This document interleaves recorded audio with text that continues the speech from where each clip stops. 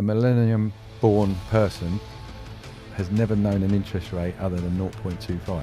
The way that you've adapted over time on and continue to adapt has led you into the position that you are today, and you're working with some of the biggest names within the property industry. If you want good cash flow, go up north. If you want a cash flow and appreciation, it's down south. So welcome back to the Next Level podcast. On today's episode, we have Karl Griggs of CPC Finance. Karl has been a finance broker for over 30 years and he's built a business and the team systems in place that you need to get a level of funding of over £100 million just last year alone. Karl has worked with some fantastic businesses such as Savoy's, who have previously been on this podcast as well. As you know, on this podcast, what we love to do is find out who the person really is behind the scenes. So Karl, thank you very much for joining us. Welcome to the show. So what other podcasts have you done? Has it all just been property related?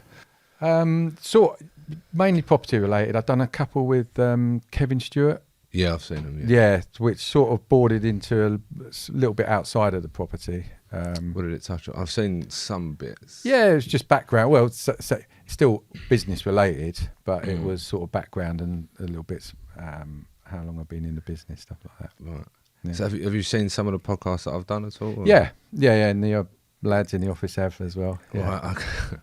So obviously, as you know, we'd like to find out who you are behind the scenes and really sort of dig into who Karl is. So take me back to the early stages. Who is Karl Griggs? Business wise, or right back to the beginning. Look, grew up in Harrow, went to school and college in Harrow Weald, and then applied for my first job. Didn't know what I wanted to do. Work and only ever had one interview and lucky enough to have got a job, which in today's terms would basically be an underwriter on secured loans at a company called Harrow Finance. They're not around anymore, but did that. So from sort of day one of leaving education, I've been involved in property and finance sort of by default, really. Fell into it. Yeah. And 30 odd years later, I'm still doing the same thing. Is that what you always wanted to do? I didn't know what I wanted to do. Like every kid, everyone wanted do something in sports or one way or the other. That wasn't going to happen. I realised that quite early on. Because you're a massive Liverpool fan, aren't you? Yeah. Love my football, still do. Yeah. I played, still go and watch with my son. Involved as much as I can with him. But sort of by default, I ended up in property. Had no intention, didn't know what I wanted to do at 18. First job became just secured loans, as it was then, second charges, which was a big market, and probably it's grown gradually from that. It was quite an easy, not job, but easy to work compared to today's, because there wasn't the amount of lenders out there. So you only had to learn sort of two products. Right, okay, it's this lender or that lender, which one did you want? And at the time, that's more or less how we dealt with the applications. Yeah. What about your relationship with your family? What was that like? Look, grew up, I've got a brother, mum and dad. Unfortunately, dad's not here with us now. Been married twice, got 2 kids, a boy and a girl. Yeah, a 27-year-old girl and 24-year-old boy. Wow. The reason I ask that because there's so many parallels between people that jump in your seat there with this drive and ambition. And that obviously I can see that you've run a massively successful business, and it's been going for quite some time now. Where does that drive come from for yourself? I think a lot of it is that, because of the amount of time that I've now been in the finance side, and fortunately or unfortunately, the amount of recessions that I've been through, you learn a lot. And each one you learn more. And that drives you on not to make the same mistakes or make sure that you're always going in the right way. So I've been through recessions when I work for somebody, and I've been through recessions where I've employed people, and it's neither are nice.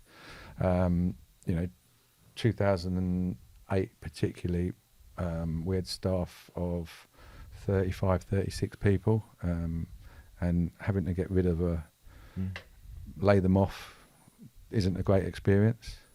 And also how you come out of it and trade out of it. Now there is a number of ways you can do that, and we've learned, and the experience of that has driven me and my business partner forward. And what would you say has been your biggest lesson from that, having gone through multiple recessions? Minimise your losses, and by that, in pre-2008, for instance, we moved offices, wanted big glamorous offices, took personal asset finance, personal guarantees, and which is great. At the time, I was advised that was the right things to do, which it is if you pay it. Yeah. Then when you come across hard times, because look, instantly, overnight, banks stop lending. So then what do you do?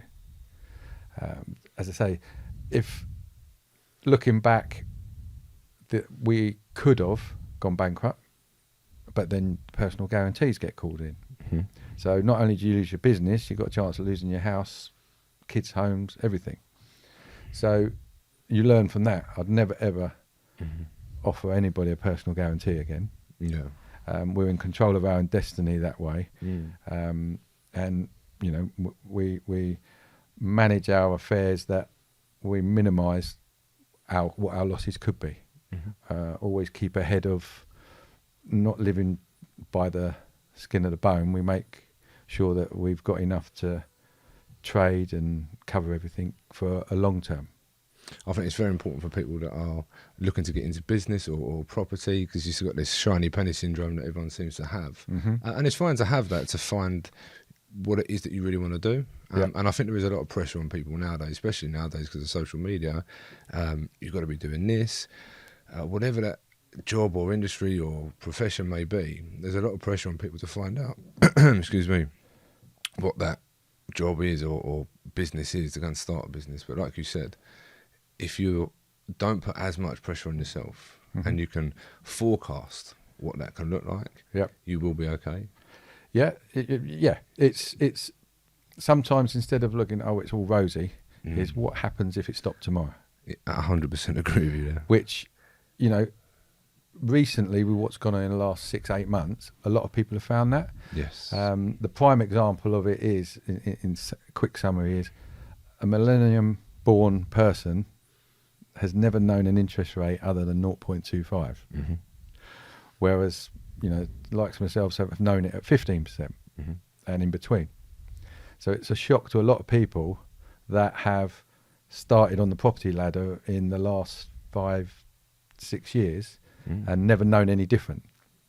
And those experiences, again, will teach. It's very easy to borrow money, but you've got to pay it back. That's a lot of people that I speak to, and I'm going, I've got this money, I've raised the money, but oh shit, now I've got to pay it back, because they'll end up leaving 50-60 grand in a deal. Before we come on to CPC, why did you start it, and what was the mission behind starting it?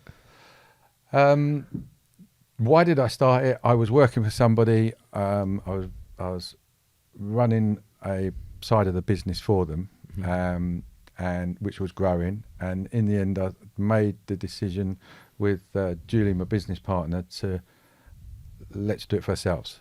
Who's Julie? Julie's my first wife and mother of the kids. Right. Okay. And we set it up after we split up. Take me through that then. take me through that scenario quickly. She was in the same industry. Okay. And so I made the decision, because of the kids, we get on very well. There's no animosity. I made the decision that I'd rather go into business with someone that I can trust. Also have the view that, look, she knows I've got no money, she won't ask for any. Do you know? The thing is, I'm divorced. Yeah. Obviously, I'm slightly younger. I'm 30 years of age, but I'm divorced. But my ex-wife now still works within some of my businesses because, okay, we're separated. Yeah. However, I know that I can rely on her to do certain jobs within my business to probably a better standard than certain employees. And like you said, from a selfish point of view, if she's got money coming in that way, she's not going to ask me for it.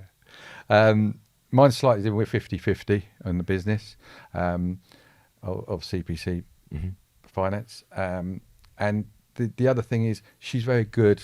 She's compliant. She's, make sure all the paperwork's in order. Knocks me into line now and again. I like to think I'm good at what I do. She's really good at what she does. Yeah. So working together, if you're a good salesman, you're not good at paperwork. And if you're, I better be careful what I say. If you're really good at the compliance side, you might not be the best salesperson. Yeah. So you're one or the other. Yeah. And that's why we work well together. So we decided. I said I'm thinking about doing that. She had a company of her own at the time. So we decided to merge the two ideas, and it's been great. How did your new partner take that you're still working together? It's fine because it's always been there from the start. Yep. It's not something that happened afterwards. And obviously with the kids involved, I would have had a natural involvement anyway with her. So touch wood, it's not been a problem. And now it's just 20 years down the line for the business. It's just taken for granted that that's where we are. No, I can imagine there's people in a similar situation. Some people find it hard to draw a line when they've been divorced, but they've got a successful business, or like you say, it's yin and yang. Yeah. Obviously, we were slightly different because we'd already split up when we decided to do it. It wasn't something that we were running it and then we split up. That could have been slightly different because there could be animosity involved, and which there wasn't. No, I agree. Again, it's actually exactly the same with me and my ex. But if people are in a similar situation, it's very clear that you've drawn the line. But if you haven't drawn that line, that's where they could spill over. I understand that. Yeah. No, that's been very good, and it we can see that in your results. It works. And sometimes also you get an honest opinion. Yeah. Not somebody that works for you that's going to say what you want them to hear. Sometimes you've been a bit like, I say, a footballer or a sports. Sometimes you need to be told no. Not always, yes, you're right. She'll soon tell me if I'm wrong. Which is exactly what you need in business. And that leads me nicely on to, because we will talk about the CPC. Yeah. What do you think are the 3 best KPIs that you've implemented in your business to get it to where it is today? The compliance side's the important one. Everything has to be in order. And that follows on some of the products and stuff like that, because it has to be right. Relationships is another one. Obviously with the banks and solicitors, valuers, clients, it's a relationship that you want to build, and you don't want to feel like, we're doing you one application, don't want to see you again. We like to build a relationship, and the most important one of any business is the staff. And as long as they're happy in the environment that you create, I think they're the three key elements of bringing it all together. Yeah, absolutely. And then I'll let you explain what it is that CPC does, and obviously a little bit obviously how you started it, really. So from where I started in secured loans, the company that I was at then grew into a bigger corporate secured loan company. Then when they started doing buy-to-lets and other stuff, so then merged into. I went to another company, which was the one I was at before we started on our own, and that was sort of the self-cert mortgages, buy-to-lets and stuff. So we were doing secured loans, mortgages and buy-to-lets. And then when I took the decision to start CPC Finance, we then got involved in the commercial side as well. So it's all evolved as bit like comparing it to investors, what they've gone from buy-to-lets to HMOs to multi-units. The journey evolves as you either get more experience or it doesn't work anymore. In the current market, some of the buy-to-lets don't, so people are looking for more incomes.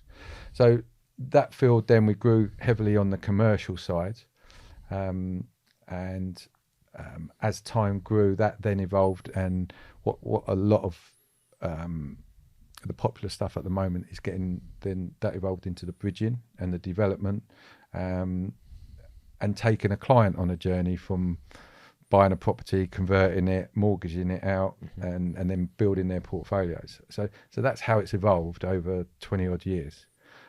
Predominantly to start with, it was just secured loans.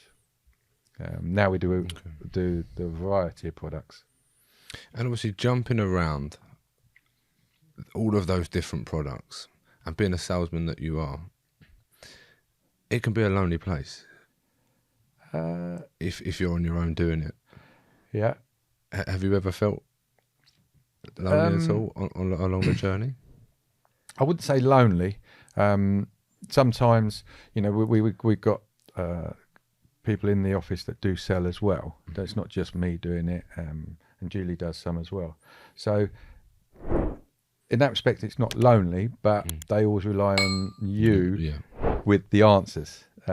So you've got to keep general knowledge up. You've got to keep on top of products. You've got to keep on top of what's trending in the market, because what you don't want to do is be left behind. Would you say that self-doubt is a better use of word then? Because I would imagine during the pandemic there was a lot of sort of panic. It was from everyone. I think there was. I say, when it first happened, no one knew what was going to go on. And in our business, we were really lucky that we were back, sort of working and trading within 2 weeks, because when it happened, no one thought banks would shut and everything. But then they started, that we can still process these in a different way, but you got to adjust. So leaning on the experience of previous, say, recessions compared to COVID, we weren't short on the money side because we'd put some aside for rainy days. So we knew that we would be okay for a period, and then it started coming out again. But again, the doubt is, will banks lend again, and what loan to values, and what will their criteria be? Can we get valuations done? Stuff like that. And again, the banks, as well as us, have to alter, and they did. They moved on to online valuations and changing their process, working from home, stuff like that. Yeah, no, I just, again, working in my businesses, it was a case of, all right, okay, how do we adapt? And I've recently just done a video on this. You have to adapt, and then your staff will as well. You can't, it's not that you can't show that sort of vulnerability. Sometimes it's good to do that, but again, like you just mentioned there, the staff will go, what do we do? Yeah. Because you may have a team of 10 salesmen or saleswomen or whatever it is, but ultimately the buck stops with you. Yeah. And then there may come that sense of, shit, I don't know. But if the team believe in what you're trying to achieve, then ultimately you're going to get the outcome that you desire. Oh, I also think one of the main things is knowing your, say, customer stroke audience. Yes. And what I mean by that, if they start talking about in general, one of the things that's come out in the last few years, which is a term, which is the BRRR. Well, it's always been there, but there wasn't a term for it. Yeah. So when people start talking and using words, you have to think, well, that's coming up quite a lot. What is it? And let's get into it. Yeah. Like when I say get into it, delve into it and find out, is it something that we can do? And it was a product that everybody had, but they've now got a term for it. Yeah. Okay. Yeah, I can see. And it's the knowledge. It's us being involved in their market, because all the investors and landlords talk to each other. They've got their own community. And how do you stay above the rest? How do you see competition? I don't see competition, and I don't mean that rudely. I'm not saying there is. I rely on our relationships with our clients, and that's the competition. Is if we don't look after them, someone else will. So I'm not worried about competition if we're doing our jobs right. If someone wants to go somewhere else out of choice, that's their opinion. We've had it and people have come back. We don't charge broker fees, so it purely sold on service. It's very interesting that you've actually said that, because I've again recently done a video and they asked me a question of, what do you think of your competition? I said, I don't look at the competition and I don't see competition because again, in a different industry, but it's the service that I'm providing if they want to go elsewhere. Exactly the same answer. Yep. But just in a different industry, because you're not going to hold to ransom and go, right, you've got to stay with me. Yeah. It's absolutely fine. So sometimes, they need to go somewhere else to understand what you do for them. Yes. Yeah. I've had that before. Yeah. I've had that before and they go, tail between their legs, can I come back? And I'm sure you have. Yeah. I welcome anyone. And it's the way I look at it, there's enough business out there for all the brokers. How much you want to write and how much you want to take on. There's also a point where, as I said previously, at 35 staff, there's 6 of us now. But probably make more money through the 6 working hard than 35 people and trying to manage them and spend time worrying about all their problems and the overheads that are involved in those 35, to say, well, there is a break point that it's not profitable to get bigger. And so you can then turn business away. Yeah.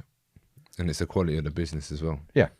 If I've got clients that give me regular business, and that, what I say to our regular client base is, look, you're really good at what you do. We're good at what we do. Your solicitor's good at what he does, and so on. You go out and find your property, and they'll ring me up and say, I bought this property today, or I've seen this property. This is what I'm doing it. Sort the finance out. And that's what we go, because we've got all their details, we've got everything. So they can then go and look at the next one, or chase their builders up, or do whatever they want. We'll do the finance. His solicitor does the legal side, and it's a smooth process. Now, I get that quite regularly, but then I get the odd client that we haven't dealt with before. I get one client, and he will want me on the phone, or one of my staff on the phone all day long. And it takes up more time for a smaller deal. So that's what sometimes, once you get over the first hurdle and they realise how it works, they normally stay with us. Do you think there's too many safeguards expected or in place? Well, every client's different. Every client will want something different. Some will want, say, Julie, Leon, or someone in the office. They'll only deal with them. Not only deal with them, but that'll be their regular contact. Some will be me, some will be other. But you have to work out, well, they're happy, that's what they want. That doesn't mean you say, well, you have to deal with X, Y, Z. If that's your relationship and it works, that's what you'll get. Yeah. So you have to move. It's not safeguard, it's ensuring. My personality might not suit everybody. Julie's might not suit everybody else. It's finding out which one you work with. Yeah, no, I completely agree with that. And obviously, the way that you've adapted over time and continue to adapt has led you into the position that you are today, and you're working with some of the biggest names within the property industry. Yeah, which is leads me nicely onto some of the sponsorships that you've got as well. If you want to plug some of them, I'm more than happy for you to do that. Mate. Yeah. Well, we're doing the this year we're doing the Property Investor Awards. And we've looked at other things. Last year we've done the Money Game with Kevin Stewart. We do some other outside stuff outside the business, which is sort of brand awareness, name awareness, not specifically to generate business, but just to keep the name in people's minds. The Property Investor Awards are decided to do because I've met with, do you know Cyril? Yes. Cyril Thomas. Yeah. And he told me a great deal. But more importantly, it was the amount of people in the industry that will be in the one room at the time, not little groups here, there and everywhere. There's not a long-term commitment on my time. There is obviously the awards, there's the judging. I'm on the judging panel this year. So there's a commitment, but not a weekly or monthly commitment. And I like the idea of that. And like you say, if people can reach out to you, and what do they get? How do they? Because I was approached by Sue as well. He's like, this is what you get when you buy a ticket, for example. And then I got a phone call the other day about a property that I've completed on. I'm like, fucking hell, the amount of stuff that you got to upload. Yeah, look, there's no getting around it. It's the paperwork is a lot. Yeah. And what I always say to someone new contacting me is that the first deal will be the hardest because I've got no paperwork on you. I've got no ID. I've got no bank. I haven't got property schedule. I haven't got this. I haven't got that. Get you the first one, and then we'll keep everything updated. We'll keep your property schedule updated. The only thing that we'll ever need per deal is updated bank statements. If you sell a property, let us know. We'll update your schedule. You can send you a copy of it, stuff like that. So you start building a relationship. If every deal is still hard, they won't hang around. No. And we've got to make our process smooth for you. Yes. Now, when you say there's a lot of paperwork, well, don't forget, when I started in the business, it was all paperwork. Yeah. There was no computers. There was no mobile phones. No emails. It was all, we had to wait for the post every morning.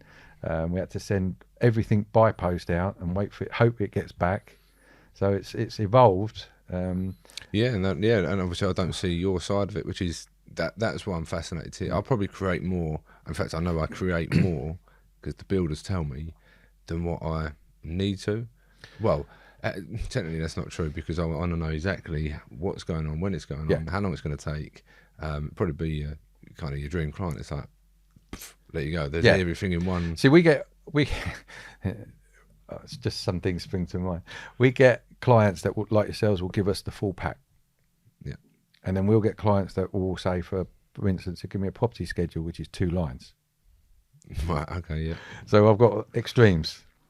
I know which one I prefer, but we have to extract it out so that we get, because it's not us that will want it. We've got to present it to a lender. Also, where the property schedules come in and the schedule of work, comes in, is that we have to present those to the valuers to try and, so they get an idea of what's going to be done, what's going on, because we have to basically paint a picture in their head.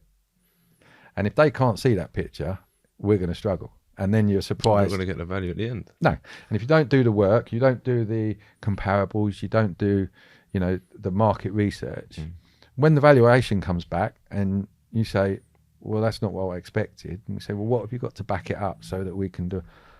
Oh, well, I've seen this. Well, no, that's not going to help us. Yeah. Went on property data, I went on to Rightmove and looked at the last sold comparison. It's just a load of rubbish. Yeah. You need to do a lot more work. The more work you do, the easier it is for the valuer. The easier. I'm not saying that it influences them at all, but they know that if they don't get this right, there's going to be an appeal. They don't like appeals because they've got to justify even more. So it's the amount of effort that you put in to get the result, and it's not us being awkward, asking for stuff. So someone that's listening now, what is the correct information and the amount of information they need to provide to yourself in order to get the end valuation, especially because at the time we're recording in the recession, people are buying houses going, I've got it 20% below market value. You don't know where we're going to be in a month's time. No. Now, if you're going to buy a property and convert it, it's what you're going to convert it to. Yeah. A full breakdown on the schedule of the works, including the cost and the timescales. There's no point saying, it's going to, and obviously then building in, which people don't always do, like contingencies, unforeseen things that could happen. That's why they ask for contingency, which is happening now. The cost of materials going through the roof, and stuff like that, and doing. Is it cost of monies as well? The cost of money shouldn't really affect the schedule of works and the valuation. Would you put it in there? Let's say if someone's loaned the money and it's cost them 10%, would you put that in there? I wouldn't put it in that. No, what we're looking at is on the schedule is a presentation. A bit like if you go in estate agents, you get a difference between a picture in a window saying this is on it to say a Hamptons brochure on a country mansion. Yeah. They're the two extremes. And if you have the pictures of the property and you have a sort of a 3D picture of how you think it's going to end up looking, with who's doing the work, how it's being done. It's like a CGI. Yeah. And if you've got which is, I know you touched on some of our clients. They've all got a theme or a feel to their end product. So that'd be Savoy's. Yeah. So you know which one of their, if you look at one of their properties, you know it's one of theirs. Now, if that's the case, then you can include that in the pack, because they can then see, yeah, look, I know how this is going to look.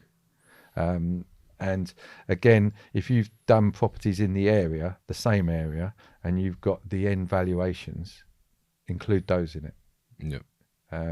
Because you've given them their comparables and the room rates. But if you're doing multi-units, HMO, the room rates that you're collecting on the same type of properties in the same area, because then, you know, that gives them the income to give the yield-based valuations. I think what you just touched on there is very important for people to digest, because taking a scattergun approach is not always the best thing, because you invest up north, you're not potentially going to cover the capital appreciation based on what the income is. I think there's two things to cover off that.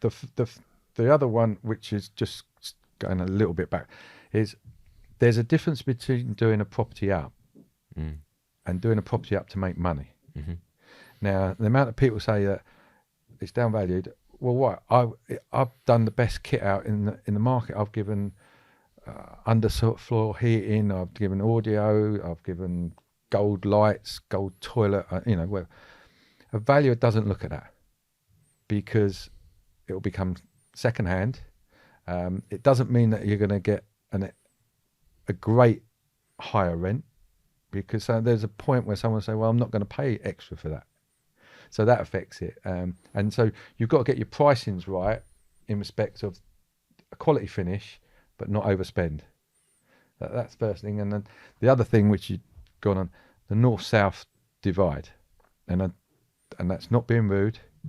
What I mean by that, if you want good cash flow, go up north.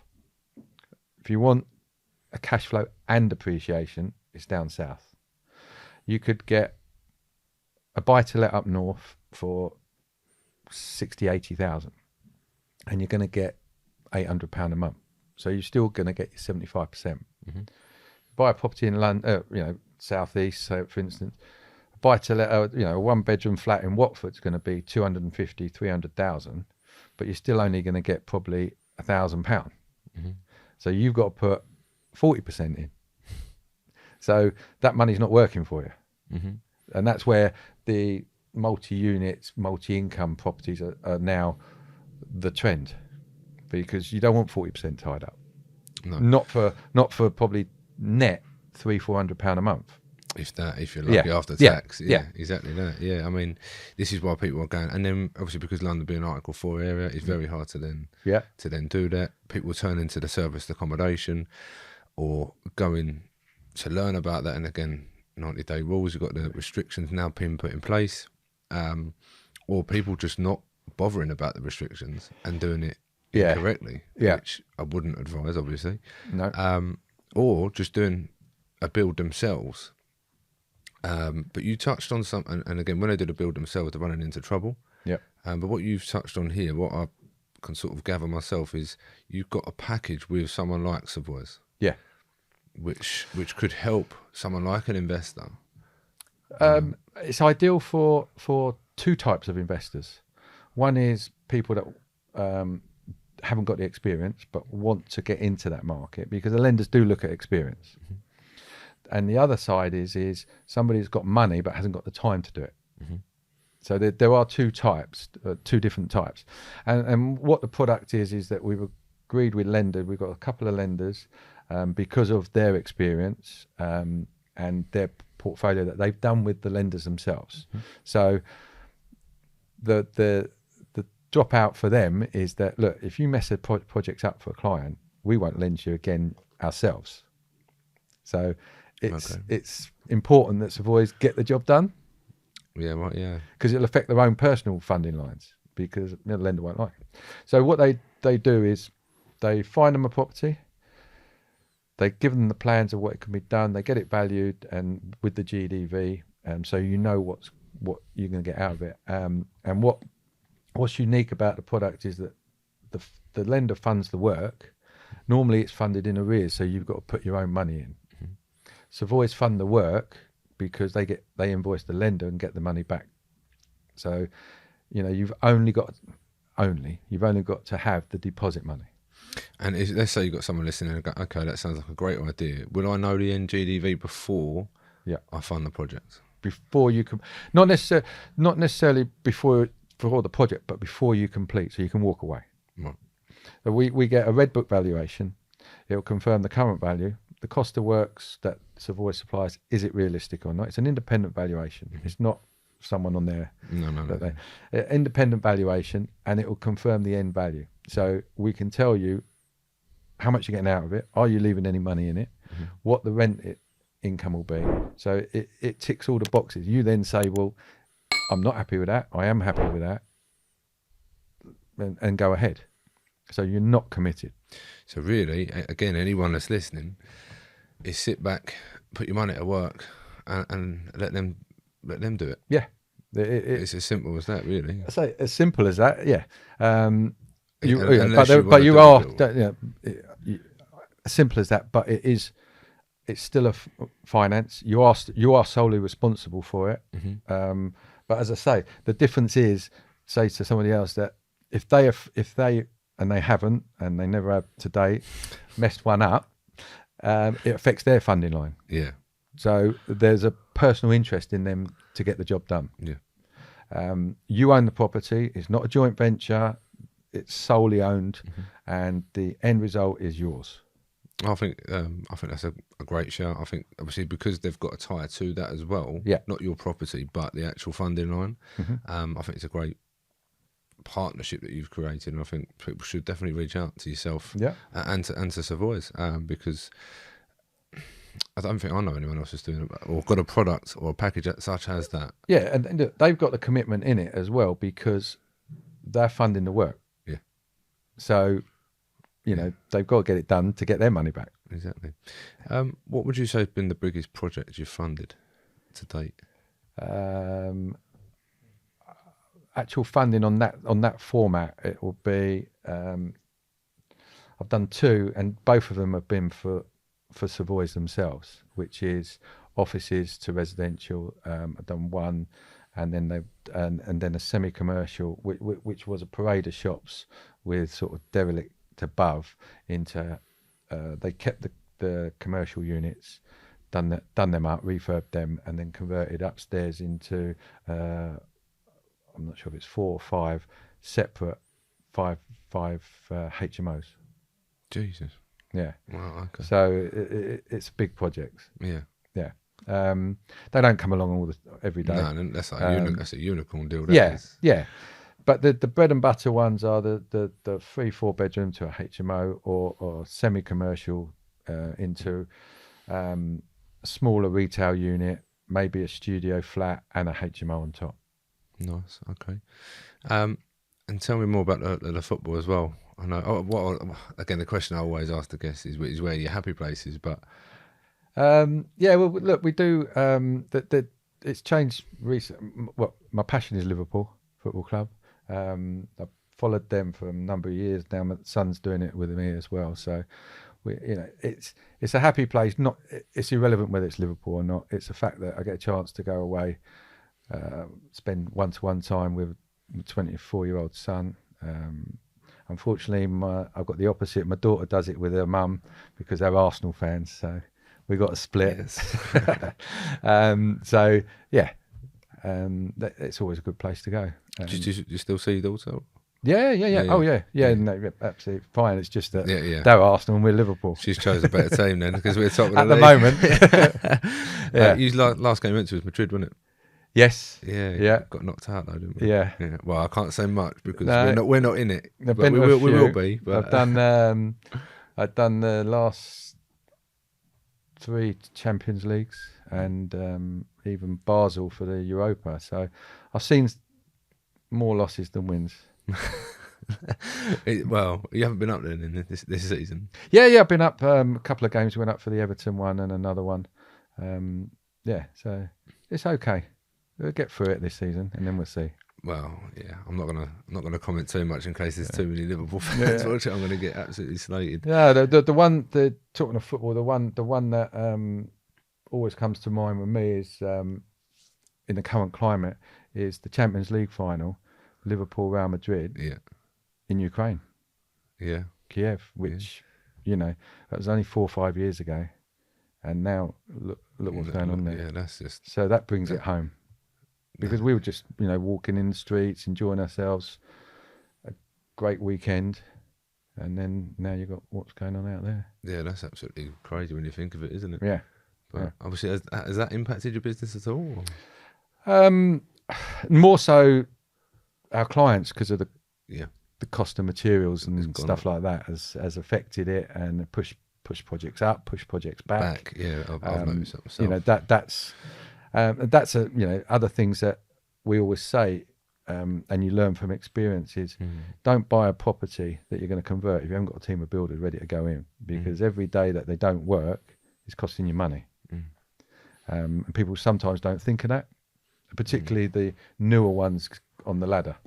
And also, it'd be a case of if you've got multiple projects as well, don't always give it to the same build team. Yeah. You can't. You're spreading it out. If if not, it does happen, and I've heard it. If you fall out with a builder and he's doing all of them, then you're absolutely snookered. Yeah, absolutely. Not that a lot of people do fall out with builders, but it does happen, or they're ill, or something happens with them. Yeah, it can affect the whole thing. Yeah, they've got too many men running on the ground, and from one job to the other, and they're spinning a load of plates. Again, it happens. Yeah, because they're trying to obviously manage their staff as well. What would you say has been your biggest regret up to date so far? Probably the biggest regret is we've invested in properties, but we didn't do it early enough or quick enough. Okay. Because we were doing finance for everybody else. Yeah. Then when we took the back step and said, well, why don't we do some? And probably should have done it a long time ago. Are you still investing now? Yeah, we are. We've done.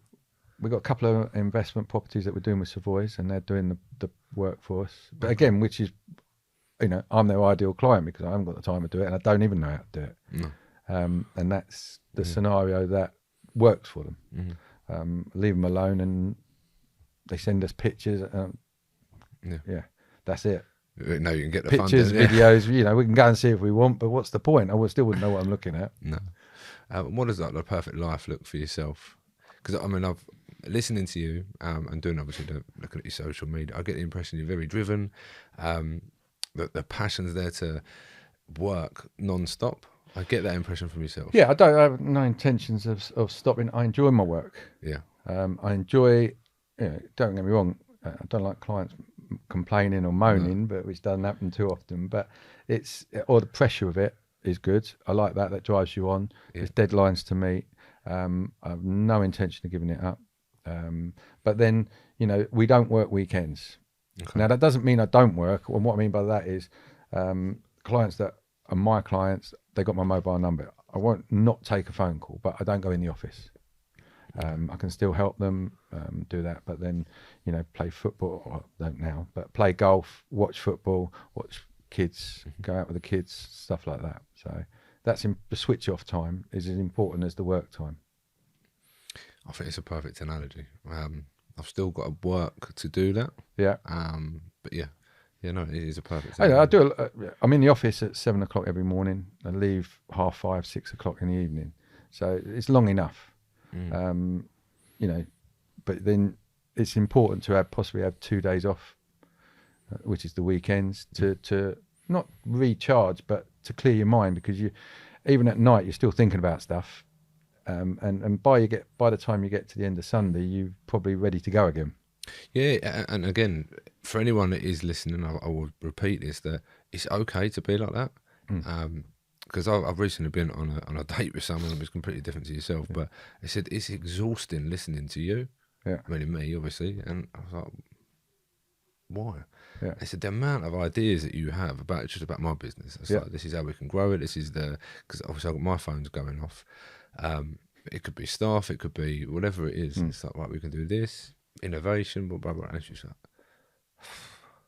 how does your brain cope? It's just, that's what you do. People have different mechanisms, don't they? So also I find that if you have the the time off, but you socialise, or you socialise with some of your clients as well. Yeah. You pick up new ideas and feedback. Yeah. I'll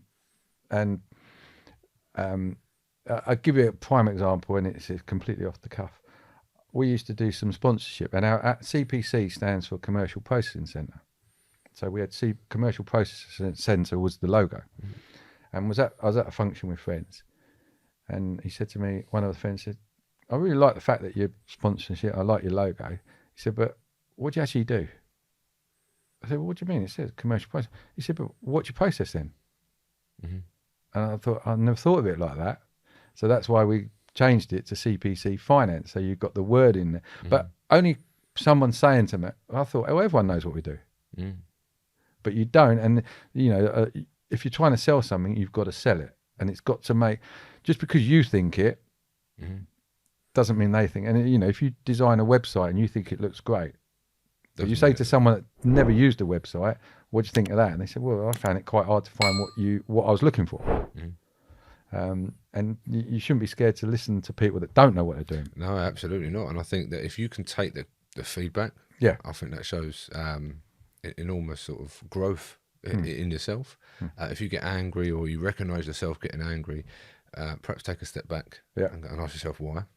There may be a bit of self-reflection. Maybe may need to become more self-aware of what's going on, what's making you feel angry, or whatever emotion you're kind of feeling. I'm quite creative, and I go, right, we can do this, we can move forward. And like you touched on earlier, I'm quite often told, Lewis, no, just stop, because I will run away with ideas and other ways to make more money, whatever it might be. But like you, I'll get up early, I can stay up late working on a business. I find it hard to shut off, like I would say most people I surround myself with now. But there is that time, like when I'm with my kids, phone's off. But people can still get hold of me, but unless we've got a burning building, or because I'm in the debt recovery space, unless someone's hurt, I'm with my kids. You're going to be waiting. What's the best piece of advice you've ever received? Best piece of advice.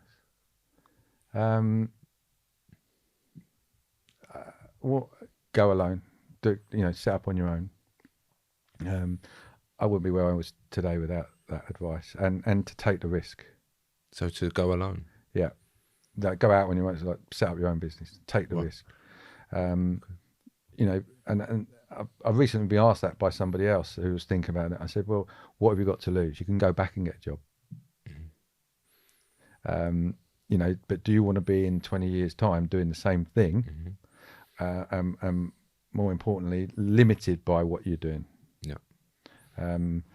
But there are risks associated with it, and it might not work out, but you don't want to regret it. And just quickly on that, it's a great piece of advice. What do you think about people now that are in employment, that are looking to perhaps get another stream of income, or whatever it might be? Because again, social media is a wonderful thing, but it does have a dark side. I can upset a lot of investors and that now, and I don't mean it by that. There's a lot of egos. When you go into a room of investors, there's a lot of egos. Don't get fooled by it, because they're all, everything that they do, there is a risk associated with it. And what's gone on with interest rates and mortgage lending and that recently has shown that. It's very easy to borrow money, but you've got to pay it back. On the day we complete on a mortgage, I am the client's best friend. The next day I'm not, because they've got to start paying it back. And that's the analogy of it. But it's not always as simple as people make it out. And there is a commitment. You have got responsibilities. You could lose everything. There could be something involved in a property you don't know about. It doesn't come to light, that could affect it going forward. And that wasn't being rude about investors. No, and I think that it's a good way to put it. But in short, what have you got to lose? If you start your own business, if you're in employment now, it's not that I'm against employment. I actually think some people are better off employed than starting their own business, 100%. I think if you're looking at the property side, and I know some people that have done it, is that if you do it around your spare time to start with, and it becomes too much of a project that you need more time, that's the time when you've got to consider, do I make a full commitment and give up the job? And are you earning enough to replace that income? Or I'm at a level now where I'm happy with the extra income, but I still want to stay in my job. Yeah. And then you can't say, well, I'm not what. You've got to be happy that you're not going to try and build it anymore, because there is a point, a bit like a petrol tank, there's a point where you're starting on income and you're getting there, and that's the point where you've got to say, right, well, I've now got to give this up and go full time. Completely agree. But also, people that are listening, you've got two people here that invest in property, but probably, I can only speak for myself, I don't know what you'll answer after, I've got no interest in getting involved in the build side. Yeah. But what I can do is create a schedule of works, or I can oversee it with the build team if they want me to. But I've no interest in going to do a build. No. None whatsoever. But it's the income that's then generated to create the time and freedom. It's two things. One is the income, and more so now. The second thing is the long-term gain, i.e. the appreciation. Because I know, people do earn money out of savings at the moment. They haven't been. No. And nothing I've seen equates to what a property increases over 20, 25 years. Even compared to pensions, there's no comparison. No. And people think I'm being maybe a little bit stupid, but my parents bought a house in 1968 or something like that, £2,000. It's now worth, it would be worth 700,000. Now, even if what else? Now, if I say, well, 700,000 now in X 50 years' time will be 3.5 million, I think I'm mad. But that's the same sort of equation. Yeah. And no one knows. No one knows where it's going to end. And that's the beauty of property. Yeah. So just get started. Yeah. I would say. Yeah. Exactly. As I say, going back to what I was talking earlier, the north-south divide. If you're looking for an income, then look at properties up north to get on the ladder. You get the experience. You can say you're a landlord. You've got an income coming in. You haven't had as big a commitment. And then you'll then start either enjoying it. The only negative side of it is if you're down south is how you manage it, but then you get an agent and vice versa. And then you'll start thinking, well, I've now got landlord experience. I can prove it. I can move on to the next level. But that's just starting with an income. An ideal scenario for a landlord, I think, is having a couple up north for cash flow, a couple down south for the appreciation, and it's a merger of the two. Yeah. No, I agree. And also, the other thing that people can look at is doing a joint venture if they really are sort of risk averse. Yeah. You can do that joint venture and leverage someone else's ability. Yeah. The only thing I'm cautious of on joint ventures, and it's just a personal thing, is I've not done any, and I've done them for people, but not done any myself, is what happens if one wants to sell and one doesn't? If it's a long term, if it's a buy and sell, I understand it. So I have, and that's where you have it drawn up in a shareholders agreement, straight off the go, because I've straight off the bat that if at some point you do want to sell, and you have a shareholders agreement for every single project that you do. Yeah. That's what I've agreed. Yeah. Because obviously I've got a separate business that shareholders agreement. It's not saying you shake hands on doing it down the pub, because you're talking a lot of money, like you said. You have got to pay that money back. And if it's a case of, do we sell it? You can't shrug your shoulder. I don't know. That's one side of it, and I understand that covers it off. Like if I decide I want to sell in 5 years' time and you don't, you can buy my share out at market value or whatever. But what about if me and you're in it together, I have problems and my credit's affected? Now you've got associated credit. Yeah. So that can have effects. These are the things that put me off it. That's all. Yeah. And sometimes they're not sold to the people that are doing joint ventures. Not sold, but it's, me and you might be mates down the pub and say, let's do it together. But you don't think about the long-term effect it can have. Of course. Yeah, no, I agree. I agree. And people need to be made aware of that. Yeah. They do. So you can't just jump into bed with anyone. You've got to be very cautious of who you do it with. Yeah. But it is another way to obviously get yourself. You've got that. You've got joint ventures. Obviously, only in your personal name, you've got joint ventures. Then you've got investors, but they got to be paid back. So there are numerous different ways of funding it. equity within your portfolio. It doesn't mean you have to remortgage everything. You can have comfort charges. You can use your main house as well as a comfort charge while it's being developed. So there's all different options available. It's not as black and white as it used to be years ago. Here's my money. Here's my deposit. Buy a house. There's the proof of deposit and the proof of investment is the big area at the moment, and lenders are asking for more and more, but they want to make sure that it's all covered off. And the amount of different options that we're seeing of how money's being raised and invested is amazing. Well, I think it's definitely something that people need to book a call with you on, which you can do on your website. Yeah. Obviously, the link will be in the descriptions below. And the last question we always finish on, Karl, is how are you doing? I'm doing fine. Good. Yeah. Karl, thank you very much for coming problem. on. It's been brilliant. And I want to obviously catch up with you again soon. We're going to be catching up at the Savoy's events anyway. Yep. But Yep. I want to get you back on because no doubt things will be changing again. Yeah. And there'll be new products, there'll be new lenders, whatever it may be. But it'd be great to have you again soon. Pleasure. Thanks very much. Thank you very much, mate.